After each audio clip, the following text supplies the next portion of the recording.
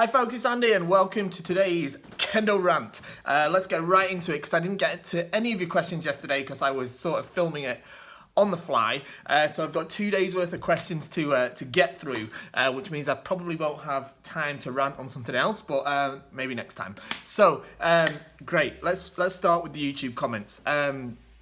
So this first one, this is off the back of what I talked about, not in yesterday's video, the one before that, when we were talking about Kendo becoming too sort of sportified, again, harking back to the World Kendo Championships final of the men's team division. And the comment reads, "Hey Andy, understood, but that means, they fight by playing dirty to win at all costs, question mark.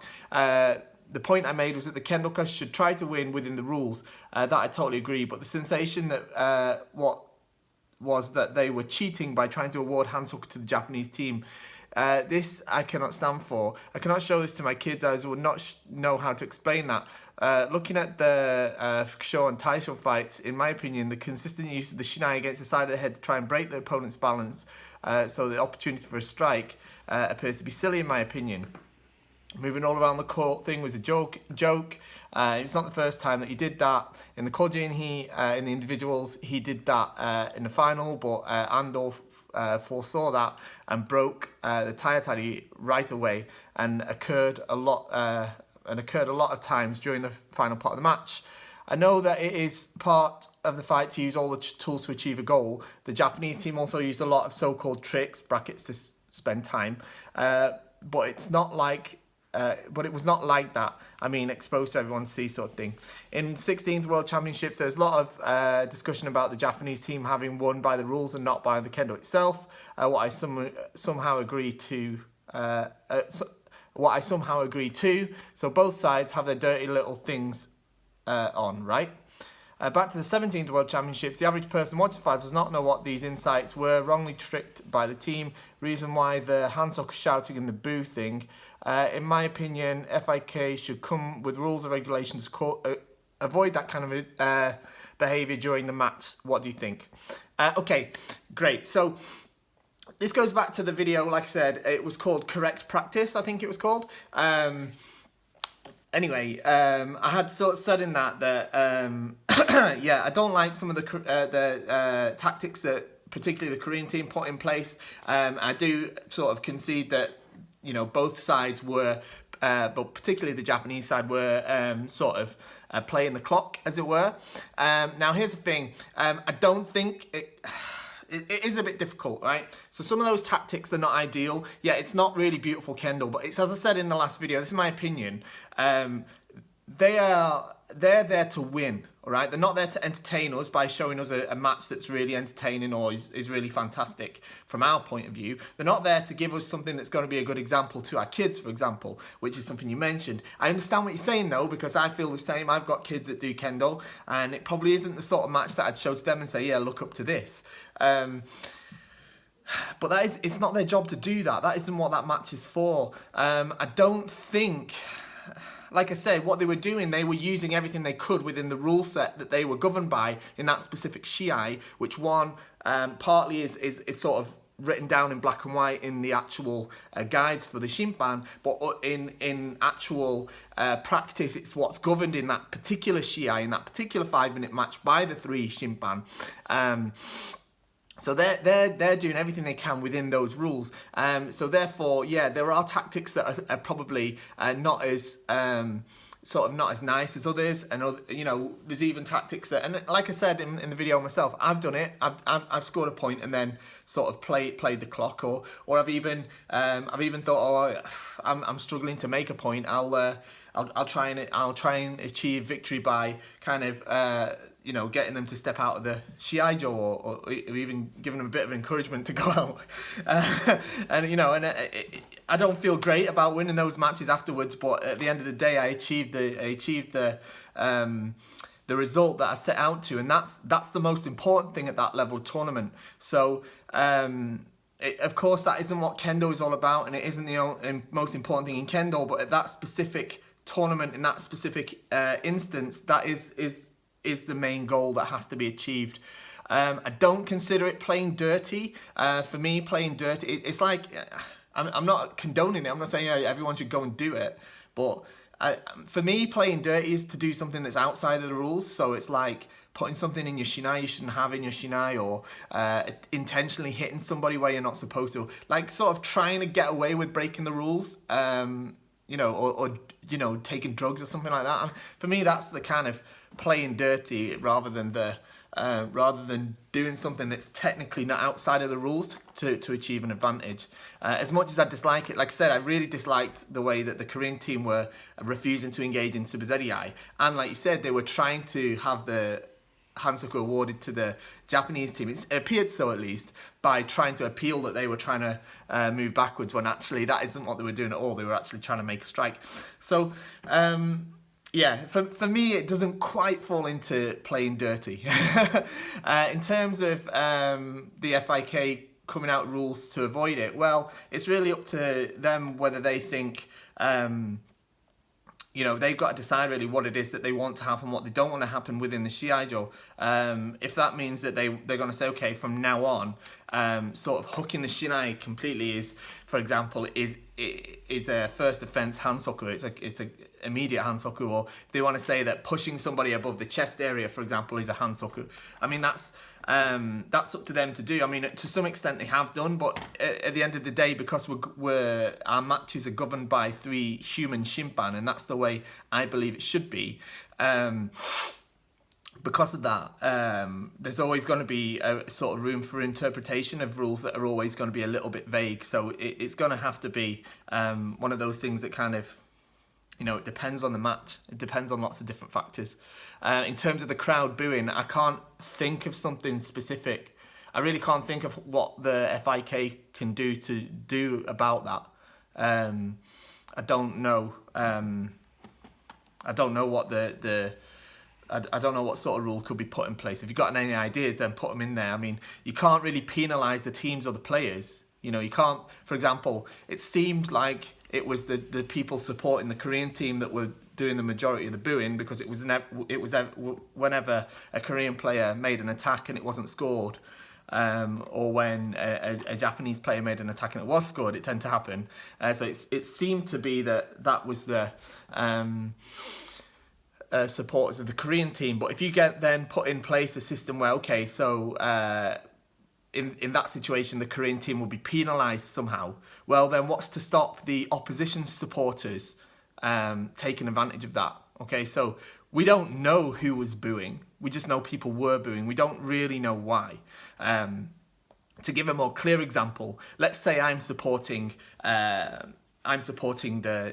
Japanese team in this particular example, okay? And I want the Japanese team to win, and I'm also deciding I'm going to be very dishonest. So what I could do is I could pretend to be a Korean supporter and act unruly. I could start booing and jeering and doing all that in order to get the team I actually want to win awarded, you know, a point, or, you know, given an advantage. So I think it's very difficult, that sort of thing, because it's not really, you can't really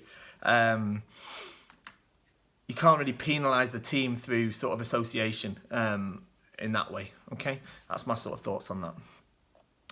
Okay, I'm trying to skip over just the comments. I'll get straight to the questions, but thank you for leaving comments. I really do appreciate it. Keep it up.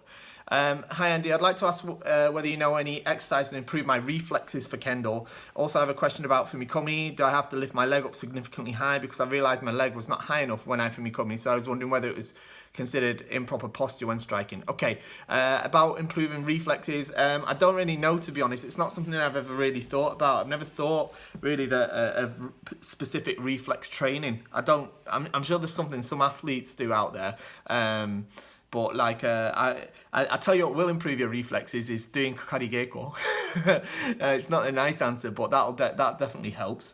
Particularly the kind of kakari geiko where the motodachi isn't really kind and showing the obvious openings, and instead you have to perhaps try and find them yourself in a very short time.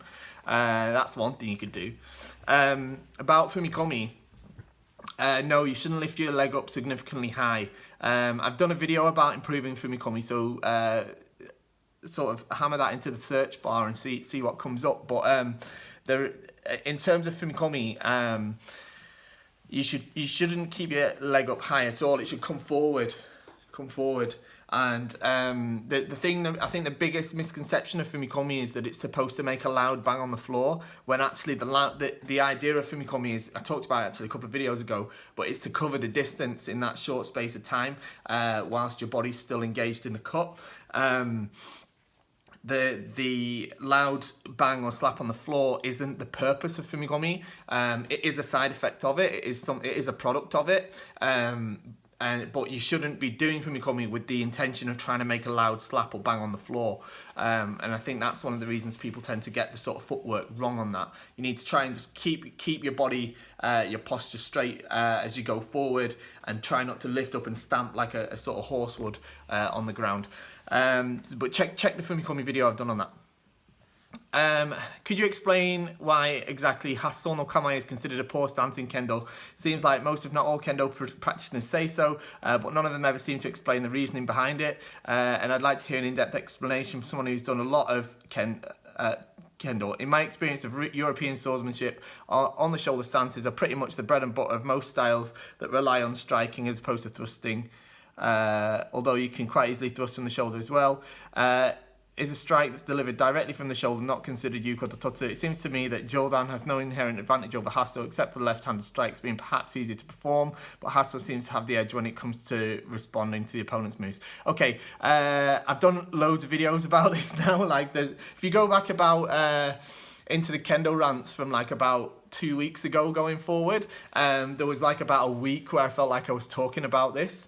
I'm gonna summarize it. Hasso no Kamae is used in kata. It's not used very often in Shinai Kendo because it's not very effective within the realms of Kendo. Okay, in the realms of modern Kendo, we don't use diagonal cuts in that way. You can make a diagonal cut to the men here, but it takes ages to get it all the way over there than it would from Chudan.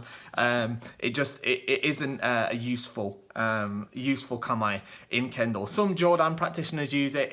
It does have Jodan is inherently better than Hasso because you mainly strike from a further distance using a single-handed strikes from Jodan, whereas from Hasso you don't get the same sort of dynamic strike that you would get. Though some Jodan players tend to often kind of flick between Jodan and down to Hasso, but generally they're doing it as a way of putting pressure on the opponent, and the attacks still tend to come from Jodan. But yeah, long story short, it's not very effective. Regarding falling down during an action, in Olympic rules fencing, there's a rule on fencing with the loss of equilibrium. Basically, placing any part of your body on the ground other than the soles of the feet is a penalty, except the left hand in some actions. But you're also forbidden from pushing, which also attracts a penalty. Yeah, I mean, we can't put that in Kendo. That's where it gets difficult. We're talking here about the potential that some of in the final of the men's team of the World Championships, there was a lot of sort of rolling around on the floor, and there was one part where one of the Korean players, I think it was in the Taisho match, sort of seemed to just flop over for no real apparently reason. And there's not, we can't do that because we do have Tayatari in Kendo, and we do have instances where you fall over. So, we can't really get rid of that. At least I hope we don't. Okay. I'd like to know your thoughts on this thread, and there's a link to a Facebook thread. I know we talked about Zanshin and Shimpan calls before, but wondering more about the comments on the video about Zanshin and how it tricked the Shimpan and was dishonest. Also, if Zanshin requires an accurate hit, can Zanshin exist even if you missed? Or rather just a component of Yuko Tatsu? Okay, so I click the Facebook link. There's a link. There's a link to a video again from the World Championships. I'm not sure if this is from the individuals or from the teams, but basically I believe it's Ando-san again. The Korean player goes to does a hit, I think, puts hand up in the air, and Ando-san attacks at his kote, gets awarded kote ippon. Now when you play it back in super slow motion, you can see that he actually misses the kote, and he actually misses the kote, and he actually strikes the men. It's this side that he's hitting, I think. But he actually strikes the men.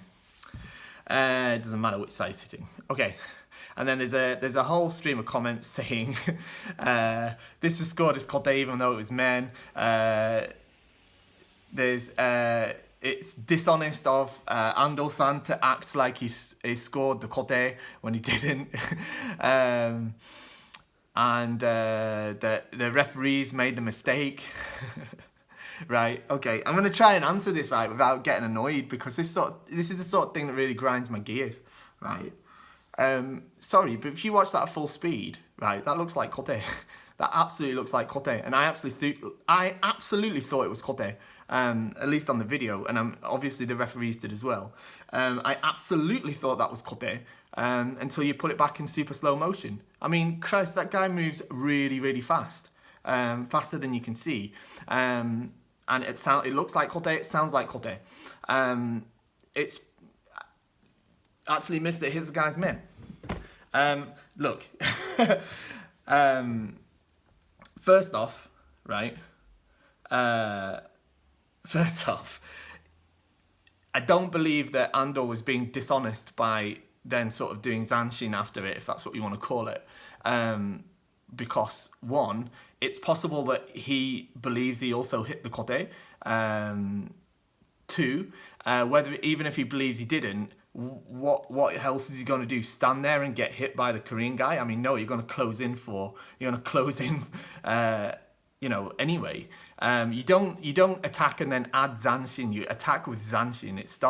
Zanshin starts before you actually make the cut. So it's like totally normal that. Saying that he was sort of adding that on, putting that on to act in order to get a point. I mean, first off, that's what everybody does at that level of tournament anyway. Not that that makes it right or wrong, but it's not wrong to do so either. Further, to then say that, like, sort of criticize the criticize the shimpan or something like that. I mean, that's what really kind of hacked me off about this. It's like I say, you watch it and it looks like kote. And I'm sorry, but you can tell me you've watched it and it doesn't look like kote, but you only don't think it looks like kote because you've seen it in slow motion and now you're looking directly at that. I guarantee you that there on the day, in that moment, that looked like kote ippon, because that's what I thought when I first saw it.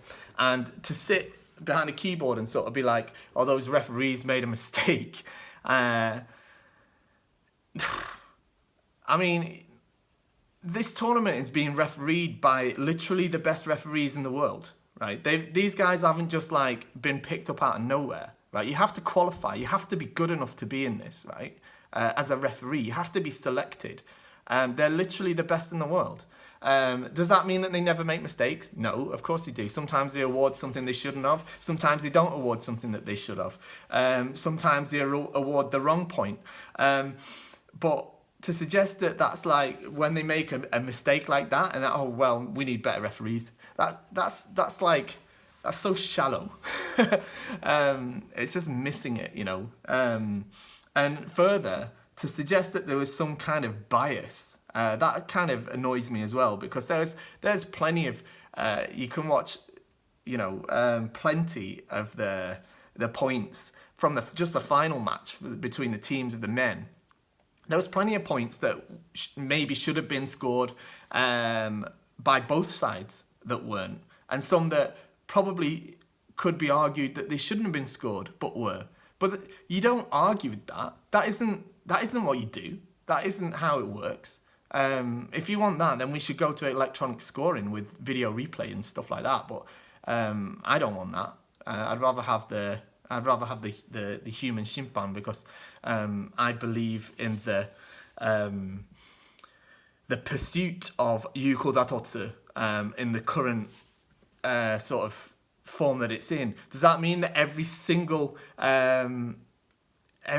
referee or every single set of referees is sort of responsible to not make a single mistake? I mean, good luck finding some referees that can do that.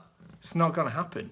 And if you're going to tell me that this guy, this Korean guy that lost the point, has never been awarded a point that he shouldn't have been awarded, don't believe you. Of course he has, loads, and I'm sure he did plenty of times in that tournament. So It's a nonsense conversation. It shouldn't even be happening. It comes out of bitterness that the guy you wanted to win lost. Right. And that's not just, I'm not targeting that particularly at the people that are writing on that thread, by the way. And I'm not targeting it particularly at one of the teams or the other, because this is the sort of thing that happens a lot after loads of different Shiai. It happens all the time in Japan too. It's not that the sort of Japanese are immune to this sort of thing, because it happens all the time. And it winds me up something chronic, right? Because I've been there, I've been at a Shimpan, at a much lower level tournament at this, in Japan, and I've had people sitting there that don't know what they're talking about, arguing that the Shimpan are making the wrong decisions. Right, and like I said, this stuff happens in Japan all the time. And Christ, all you've got to do is go to any junior or primary school, elementary school kids tournament, and there's people that don't even do Kendo, just that their kids do Kendo, complaining about the Shimpan decisions all the time. And it's, this isn't tennis. Right. Next one. 12 points for Kakarigeiko, 12 points for Jigeiko. Next, please. Okay, maybe. Don't forget, I got those out of the book. I didn't sit there and come up with those myself. Okay, next one. Hi Andy, what is the purpose of Neato in Kendo? In a real sword fight, the purpose of a second sword is to assist you in binding your opponent's weapon. If I am fighting someone with two swords and I only have one, I'll be mindful of the fact and be ready to take one of my own hands off my sword so that I can use it to bind or attack. Controlling your opponent's sword with your hands or your second sword is not allowed in Kendo, I believe, so why bother with Neato then? Okay, I think I've talked about Neato a lot as well recently, but the point, Neato exists in Kendo for historical reasons more than anything else. It exists so that we can preserve the culture of sort of Neato in the context of Kendo. Now, look, you can't strike with the sword. You certainly can't use your hands. You can't take your hand off your sword and touch your opponent or touch their sword or do anything like that. That's an illegal action in a Kendo tournament. But you can use the short sword to control the opponent's shinai. So that's why people do Neato, so that they can. It's not why they do it, but that's why that's how people do it. Okay, so you can't. It's not against the rules to use the short sword to kind of bind or kind of use to create an opportunity against the other person's sword. Okay, next one. Right, this was on my actual Facebook wall. It says, "Hi Andy, thanks for your rant series. Good, thank you very much. Now, here is my question. I'm about to take my 4th Dan exam in a few months. I've good senpai in my club, but no sensei or higher ranked persons in my regular dojo. I attend Keiko sessions at other clubs as much as I can, and I try to figure out what I must show at the Shinsa. As far as I understand, the 4th Dan is about showing push/pull semi and showing you can create an opportunity and then take it. Is that also your picture of it? And is there anything more to consider for this level?" Okay, so, right. Actually, you're in a very similar position to I was when I took my 4th Dan. When I took my 4th Dan, I was like the highest graded person in my club at 3rd Dan. And I was sort of leading a practice, and I didn't have senpai, I didn't have sensei or anything like that in my club, but I did do my best to travel to other places like you are doing to try and practice with other people, particularly other senseis. Now, what you need to do at your 4th Dan is you need to show that you do understand. You are right in saying about creating opportunities and taking them. That's what 4th Dan's sort of starting to show. So you need to show that, essentially, like put into a single sentence, you need to show that you've got any sort of intention and purpose behind the movements that you make. So you aren't attacking or moving randomly. You are attacking a specific attack for a reason, all right? Because generally, lower grades don't do that, okay? They stand in front of their opponent and they just consider themselves only and think, okay, now I'm going to try men. Okay, now I'm going to try kote. Now I'm going to try kote men. Okay, I'm going to wait now and see if he attacks, and if he does, I'm going to do men kaishido or something like that. You don't do that for higher grades because that isn't simi. All right, what you have to do is say, okay, I want to hit men, and you have to go in with a plan. I have to make an opportunity for men. Or you have to consider the movements of your opponent and look at him and say, okay, right, when I enter this way or when I move in this direction, he or she does this, so that gives me an opening for this. And then you've created an opportunity, you've taken it. Or they have a habit of doing this, or before they come for men or kote, they sort of have a tell. Well, I'll try and invite them for that men so that I can do Jabana men or kaishido or something like that. So that's really what you're trying to do, and that kind of goes into your push-pull simi, all right? Because that's where within that you'll find what I mean. It's just a different word for the same thing, really. You essentially you're kind of watching their reactions to your movements, and if it means that if you push in a little bit, they react in a certain way, or if you step back, they react in a certain way. But I wouldn't step back too much because it doesn't. It sometimes looks unintentional, especially in a grading. But yeah, if you kind of, you sort of push in, or you kind of show an opportunity and they take it, and then it's actually something you've been planning. That's what that sort of push-pull semi is kind of coming from. Okay, so don't just do Kendo on your own. Make sure you're watching your opponent and make sure that your actions have actual meanings. Okay. Now moving over to the early access group, the Kendo Show early access group. It's a link in the description. Okay. Right. I'm just finding the questions. I just skipped past it accidentally. Okay. So, right. Andy, first I want to thank you for the love and yeah, thank you very much. Thank you for watching. I'm glad you're enjoying the video series. In your RANTS, you use the Japanese word for the cuts, strikes, moves, etc. As a beginner, they're really confusing. Do you know of any Kendo terminology book in order to learn the terms and better words? And someone's actually already posted a video that I previously did about Japanese words that we use in the dojo. I'm sorry about that. I don't mean to be confusing, but basically for me, because a lot of the cuts and the words we just say in Japanese, the techniques we say in Japanese, even when we're talking about them in English, I tend to default to using those. There are quite a few things that you can get. There's an English to Japanese Kendo dictionary. I'm looking at actually stocking that on the KendoStar website. So let me know, actually, give me a comment or something.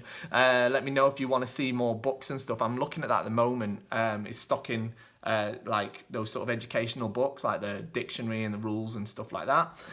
So I am looking at that as well. But in the meantime, do check out the video, and I think there's quite a few sites online that will have you a sort of glossary of stuff. Okay, hi Andy, I was looking at my kote and I realised I have a hole in the thumb area and several parts of my kote are wearing down and thin. Obviously I have to be proud of myself for training diligently to wear down my kote leather so fast, but unfortunately this also leads me to the point I have to consider kote repair.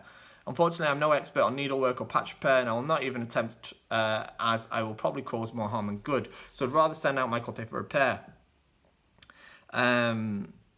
That said, will you consider a kote repair service at KendoStar? Given that you are also becoming international, hopefully you'll have a repair service receiving centres nearby, like in Asia, Australia, Europe, where you can economically send the kote back to your craftsman for repair. Yeah, I can offer the kote repair service. I haven't got it on the website at the minute because I haven't sort of, it isn't something that I've got a massive sort of demand for right now. But if it's something you want doing, then just send me a message or an email. Having centres nearby in like Asia, Australia, Europe, I mean, that's something I'd love to have in the future. But it might end up, I've thought about that, having that sort of thing in Europe, especially as you've got the offices here in the UK, is like receiving it here and then I can send it on to the craftsman in Japan. But the thing is it'd end up being more expensive than, because I don't have craftsmen here in the UK. There aren't many craftsmen in Japan, to be honest. But because I don't have any craftsmen here in the UK or elsewhere, in Europe or anything like that, essentially the cost of you sending it to me and then me sending it on to Japan would probably end up being more expensive than you sending it directly to our workshop in Japan. Now I'm totally happy to arrange that, so do hit me up with a message, and we'll see what we can do. Wearing out in the thumb, it's super common. My kote always wear out there first because that's where I'm sort of gripping on the shinai. If it's a little hole, I wouldn't worry about it too much until it gets bigger, and it's kind of, a little patch or something like that. You can do. I don't even bother with it, to be honest. When it sort of starts to get really big, then that's when I just swap the palms out. But at the same time, one thing you can do to kind of reduce the wear and tear on the kote is make sure you've got more than one pair of kote. I don't even remember the last time I had a pair of kote repaired. I think it was probably like 3 years ago. Because obviously that's because I'm in the Bogu industry, so I've got a lot of Bogu, much more than the average person. But still, I'd probably only have a certain number that I'm using at any one time, and like right now. But even so, and I at the minute I'm not training as much as I'd like to be, but sort of even if I was training sort of 2 or 3 times a week, I'd probably still be rotating between at least 2 or 3 pairs of kote. I think a good rule of thumb is to have as many pairs of kote as you are practicing per week. That's probably a good thing to do. That would keep the sort of life of them the best. All right. Or I mean, if you're practicing like 4 or 5 days a week, you need at least three pairs of kote though. I'm not saying you need 5 pairs of kote for that, but if you're practicing like twice a week or more, you should have more than one pair of kote. Okay. And then the last question I'm going to come to came to me by Messenger. This says, what are the advantages, disadvantages, and difference between synthetic door, Yamato door, a bare bamboo door, and a leather-coated bamboo door? I love the craftsmanship of bamboo door, brackets the price less so, and the bare ones really do stand out, but hardly see them in use. Save for the price, is there an example, apart from the price, is there, for example, difference in strength and resilience? P.S. The indoor Saburi Shinai I bought is awesome. That must be the, is it the Fruity Sen or something like that? We've got it on our website. I showed it off in a video a while ago. Okay, so on the door question, right? First off, synthetic door. There's 2 types of synthetic door, right? You've got a fiber synthetic door and you've got a plastic synthetic door. The fiber ones are made basically of like a compressed paper, actually. And then you've got the plastic ones, and there's a few different types. There's the sort of plain plastic ones, which is just sort of flat at the back, and then there's the sort of 50-piece, 60-piece types. They're not actually 50-piece. Let me get mine here. This is my one of my door. So this is synthetic one. It's plastic. Okay, and it's the 50-piece type. Okay, so what it is it's actually molded with this sort of 50-piece look in the back, so it sort of looks like a bamboo door. But the advantage of these is they're actually much thicker than the single-piece type. All right, and they actually dissipate the shock a little bit better. So they're more protective and they're more durable than the single flat type. All right, so I always advise anyone against the sort of flat type synthetic door if they're an adult, because especially like outside of Japan where some people hit door really, really hard, you're definitely going to want this sort of 50-piece type if you're going for a synthetic one. I'd say they're the most durable as well, especially over the sort of fiber options, and they're like they're almost indestructible. You can do all sorts. You can do all this with them. And they're not going to break, so they're good if you travel as well. And the size adjustable. All right, so if you get one of these and it's a little bit tight, you can stretch it out you can put like a rod in the back that'll stretch it out like that. You leave it in there for a sort of a few days. It'll kind of take that shape. Or if it's too big, you can use the hemo and you can sort of tie it up like that. and that will, again, if you leave it, it will stay like that. Now, going on to bamboo door. You mentioned bare bamboo door. Now, there's a couple of types of bare bamboo door. I mean, I'm assuming you mean like what they call the amitake door, which is where it's like literally like it looks like a barrel. You can see the bamboo slats, and then there's the leather lacing over it, which is like the old-fashioned door from like when they first started making burger. Most places have stopped making them because one, they move a lot when they get hit, and it hurts when you get hit with them. So most places stopped making them for health because people were complaining that it was like really hurting when they get hit. Also, they're not very durable. The leather bits tear, and the bamboo slats split and stuff like that. So yeah, I don't sell them because I don't think they're a good investment for what they cost. I don't think they're protective, and I don't think they're a good idea. I remember years ago talking to my father-in-law, and he showed me some pictures from when he was a youngster, like sort of high school age, and he showed me a picture from his Kendo, and there was him and one other student wearing a kijido. Kijido is like this, where it's leather covered. I'll talk more about them in a minute. It's like this. It's covered with rawhide, and there was him, just those two in that, and everyone else was wearing these bamboo amitake do. I was like, oh, look at those. They look kind of cool. And he said, no, only the rubbish kids had them. He's like, the cool kids all had the kijido. It's like if you had the kijido, it meant that you were good, and only the senseis had the urishido. Like only the senseis could not afford, but like it were kind of considered good enough to have the black urishido.